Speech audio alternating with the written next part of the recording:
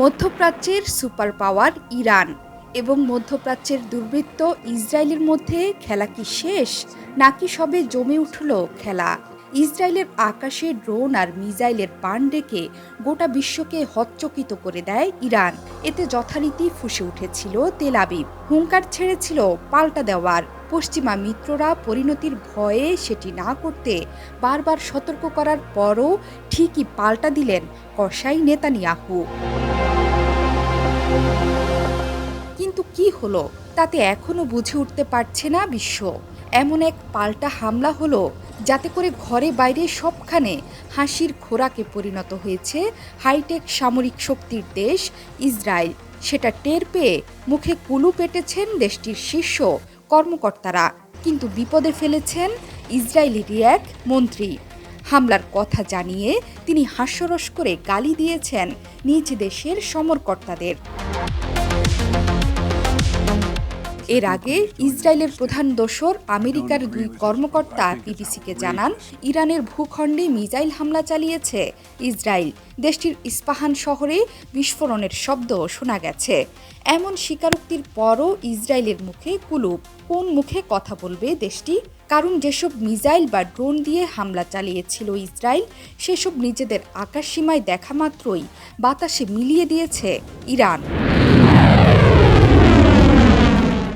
ঘটনার পর ইরানের গুরুত্বপূর্ণ পরমাণু ও সামরিক ঘাঁটির শহর ইস্পাহানের কর্মকর্তারা জানান, বিস্ফোরণের শব্দ শোনা গেছে। এরপরই জানানো হয়, ইস্পাহানের আকাশে ইসরায়েলের 3টি ড্রোন পর্যবেক্ষণ করছিল, যা গুঁড়িয়ে দেওয়া হয়। ইরানের আকাশ প্রতিরক্ষা ব্যবস্থার মাধ্যমে বেশ কয়েকটি ছোট ছোট ড্রোন ভূপাতিত করা হয়েছে। তবে এ ব্যাপারে বিস্তারিত কোনো তথ্য দেওয়া হয়নি। গোটা মিশন লেজে গোপরে হওয়ায় চুপ মেরে যায় তেল আবিব। ইরানের কোনো ক্ষয়ক্ষতি করতে না পারার দুঃখে পাল্টা এ হামলার দায়ও স্বীকার করেনি ইসরায়েলি প্রতিরক্ষা বাহিনী।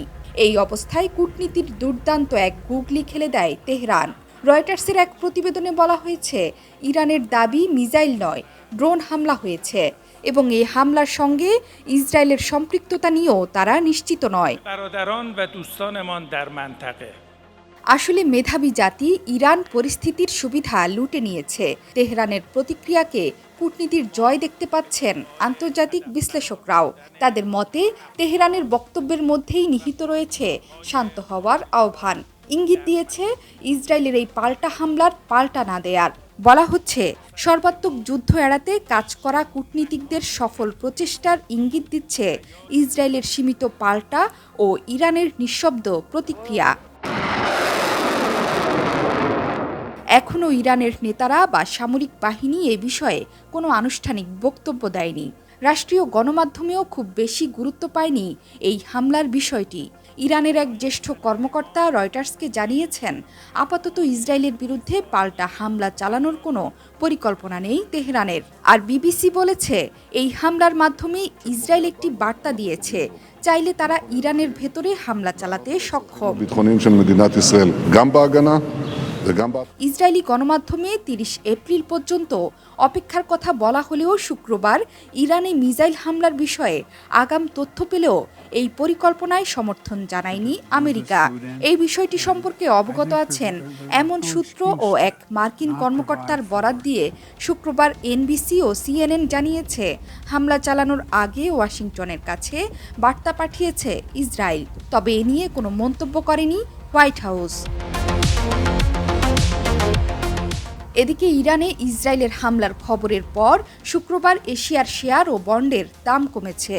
এ ঘটনায় স্বর্ণ ও অপরিশোধিত তেলের দাম লাফিয়ে বেড়েছে। এছাড়া ইসরায়েলের পাল্টা হামলার ঘটনায় মধ্যপ্রাচ্যে বড় সংঘাতের উদ্বেগ আরও বেড়েছে। যদিও বিশ্লেষকরা বলছেন, ইরানের বিরুদ্ধে পূর্ণমাত্রায় যুদ্ধে ঝুঁকি নিতে চাইবে না ইসরায়েল। দিন শেষে নিজের ভালো পাগলেও বোঝে। জোহরা চৌধুরী সেতু, ৭১।